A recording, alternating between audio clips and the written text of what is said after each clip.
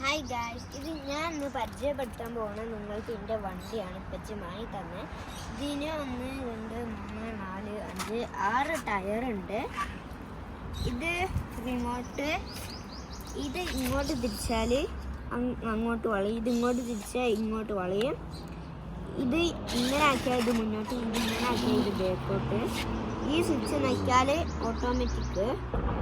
ഇതിൻ്റെ ഈ സൈഡിലാണ് ബാറ്ററി ഉള്ളത്. ഇതുമേലെ സ്പ്രിങ് ഉണ്ട് കേട്ടോ. ഇതിൻ്റെ ബാക്കിലെ ഹെലികോപ്റ്റർ.